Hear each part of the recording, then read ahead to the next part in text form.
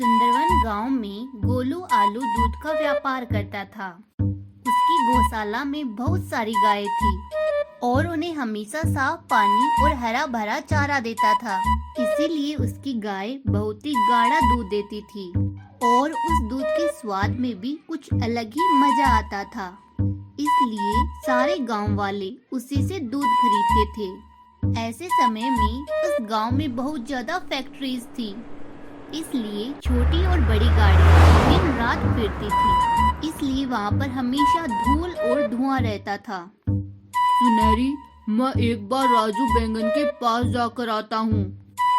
आज गायों को चारा डालना भूल गए तुम, और तुम खुद भी खाना खाना भूल गए हो। कुछ खाकर जाओ जी। अरे हाँ सुनहरी, मैं किसी सोच में डूबकर भूल गया था। अभी उन्हें चारा डालकर आता हूँ। ऐसे ही जल्दी जल्दी में गोलू आलू गायों को चारा डालकर खुद बिना खाए राजू बैंगन के पास चला जाता है। राजू बैंगन एक मिस्त्री है, एक बहुत ही अच्छा इंसान है और बहुत मेहनती भी है। गोलू आलू और राजू बैंगन बचपन के साथी हैं। क्या हुआ गोलू आलू, इतनी सुबह सुबह मेरे पास आए हो? अब क्या कहूँ राजू, गांव में इतनी फैक्ट्रीज बढ़ती जा रही हैं, वातावरण को भी उतना ही दूषित करती जा रही हैं। साथ ही सड़क पर वाहनों के बारे में तो पूछो ही मत। गायों को बाहर लेकर जाने पर भी डर लग रहा है। हाँ गोलू आलू, लेकिन इन्हीं फैक्ट्रीज की वजह से हमारे काम आजकल कितने आसान हो रहे हैं और घंटों के काम मिनटों में हो रहे हैं। वैसे भी हम उन पर उंगली नहीं उठा सकते हैं।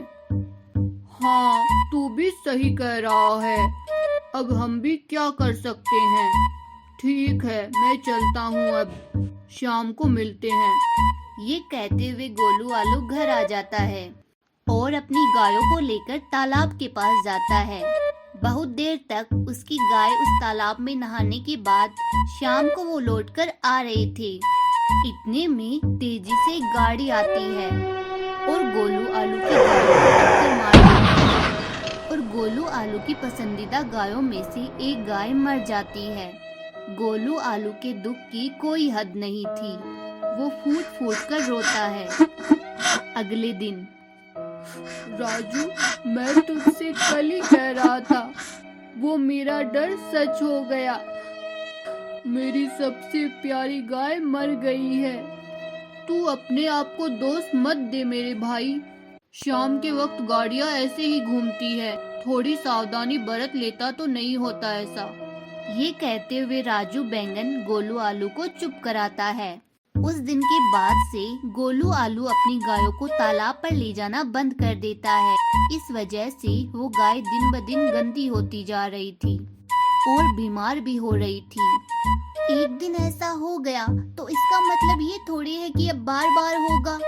ना नहाने की वजह से देखो उनसे कितनी बदबू आ रही है। कुछ देर जाकर तालाब में आराम करेंगी तो उन्हें भी सुकून मिलेगा और उनकी तबीयत भी पहले जैसी हो जाएगी। फिर से मेरी गायों को कुछ भी हुआ तो उसे बर्दाश्त करने की शक्ति अब नहीं है मेरे पास।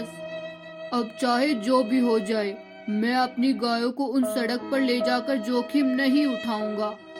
उसकी बातें सुनकर पहले तो सुनहरी आलू को काफी गुस्सा आता है, लेकिन बाद में उसका दर्द समझकर वो राजू बैंगन के पास जाती है।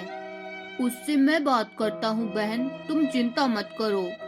फिर राजू बैंगन शाम को गोलू आलू के पास आता है। अरे गोलू आलू, तेरी सारी परेशानी उन गायों को उस सड़क पर ले जाने से ही है ना।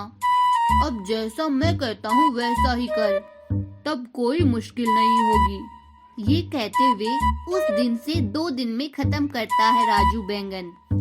गोलू आलू की गायों के लिए उसके घर के पास अंडरग्राउंड घर बनाना। अरे ये क्या है, क्या हो रहा है यहाँ पर?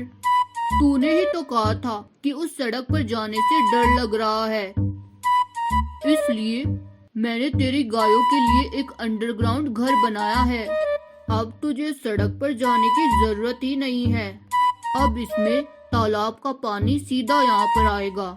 जब तुम्हें पानी चाहिए ढक्कन खोल दो और जब जरूरत ना हो तो इस ढक्कन को बंद कर दो। ये बात सुनकर गोलू आलू बहुत ज्यादा खुश हो जाता है और उस घर का निर्माण पूरा होते ही उन गायों को उसमें रहने के लिए छोड़ देता है। उसकी गाय वहाँ पर सुकून से और सुरक्षित रहती है। जब उनका मन होता वो पानी में जाकर नहा लेती थी। इतने दिनों से तालाब में न जाने की वजह से बहुत ही बीमार हो गई थी मेरी गाय, लेकिन अब तुम्हारी वजह से वो फिर से सही हो गई और अब पहले से भी अच्छा दूध दे रही है। तुम्हारा बहुत बहुत शुक्रिया मेरे दोस्त। अरे रहने दे, ये सब हमारे बीच में अच्छा नहीं लगता। ये सिर्फ इंसानों को ही नहीं, जानवरों को भी खुशी की जरूरत होती है। इसके बाद वे सब फिर से आराम से रहने लगते हैं। झोपड़े में अपना जीवन बसर कर रही थी। इन दिनों जंगल में बरसात का मौसम था। सारे बादल आसमान में अपने अंदर पानी लिए हुए घूम रहे थे। अरे बाप रे, आसमान में कितने सारे काले बादल मंडरा रहे हैं। लगता है आज बहुत जोरों की बारिश होने वाली है। अब मैं क्या करूं? कहीं बरसात ज्यादा हो गई तो मेरा झोपड़ा तो पूरी तरह टूट जाएगा। पहले ही मेरा झोपड़ा कितना टूटा फूटा है। इससे पहले कि बारिश शुरू हो जाए मुझे मेरा ठिकाना ढूंढना होगा। सुनहरी आलू उड़ते हुए जंगल की हर सब्जी के पास जाती है और हर सब्जी से मदद की गुहार लगाती है, पर कोई भी सब्जी सुनहरी आलू को अपने घर में पनाह नहीं देता। आखिरकार थक हार कर सुनहरी आलू अपने घर में वापस आ जाती है। तभी बारिश शुरू हो जाती है। बारिश इतनी तेज हो रही थी कि सुनहरी आलू का झोपड़ा टूटकर बारिश में बह जाता है। फिर सुनहरी आलू बारिश में भीगने लगती है। अरे बाप रे, कितना ठंडा पानी है। अरे बादलों, क्या आज ही सारी बारिश करोगे? अरे कोई है क्या? मेरी मदद करो, प्लीज मेरी मदद करो। बारिश तेज हो रही थी और सुनहरी आलू उस बारिश में पूरी तरह भीग रही थी, पर जंगल की कोई भी सब्जी बारिश में उसकी मदद करने के लिए आगे नहीं आई। तब एक बादल उड़ते उड़ते सुनहरी आलू के पास आता है। सुनहरी आलू जब उस बादल को देखती है, अरे बाप रे, ये बादल तो मेरे पास ही आ गया। चिड़िया बहन, मुझसे डरने की जरूरत नहीं है। मैं कोई आपको नुकसान पहुंचाने नहीं आया हूँ। मैं जब से आसमान में उड़ रहा हूँ मेरी नजर आप पे पड़ी है। मैंने देखा कि आप बरसात में भीग रही हैं। तो ऐसा क्यों चिड़िया बहन? क्या आपको बरसात लगने में मजा आता है? वो क्या है ना बादल भाई, इस बरसात में मेरा झोपड़ा पानी में टूटकर बह गया। अब मुझे अपना सर छुपाने के लिए कोई जगह नहीं मिल रही। पर बहन, आप इसी तरह बारिश में भीगती रही तो आप तो बीमार हो जाओगी। इस जंगल में तो कई सारी सब्जियों के घर हैं। आप उनमें से किसी एक के घर चले जाइए। बादल भाई, मैंने सभी से सहायता मांगी पर किसी ने भी मेरी सहायता नहीं की। क्या? पर हमने तो सुना था सब्जियों में एक दूसरे के प्रति बहुत प्रेम होता है, पर आपकी कोई सब्जी सहायता नहीं करता, ये कैसे हो सकता है?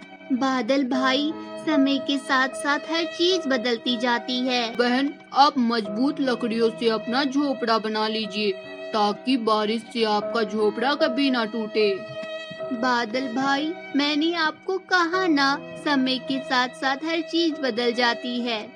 पहले इस जंगल में हर चीज मुफ्त में मिला करती थी, पर जब से दौर बदला है तब से हर सब्जी ने हर इलाका अपने नाम कर रखा है।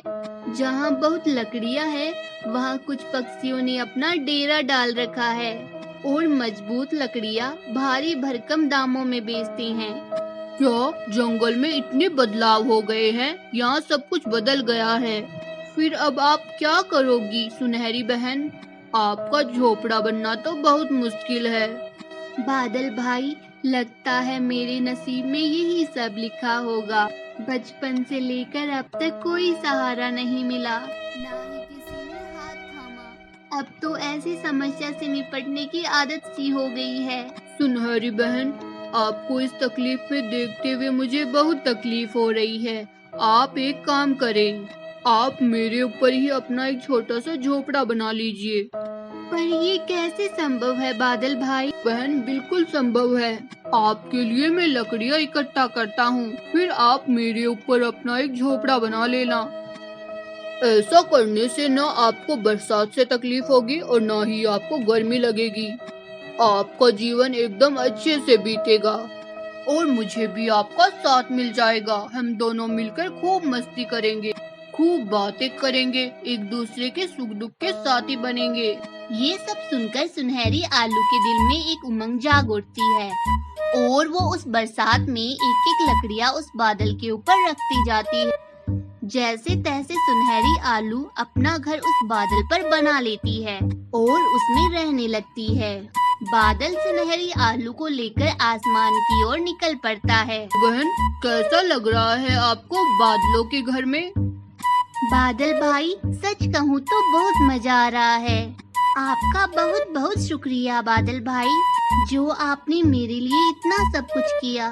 हमारी वीडियो का कौन सा पार्ट आपको अच्छा लगा कमेंट करके बताइए। और हाँ, वीडियो अच्छी लगी हो तो इसे लाइक करें, शेयर करें और हमारे चैनल को जरूर सब्सक्राइब करें। Thanks for watching.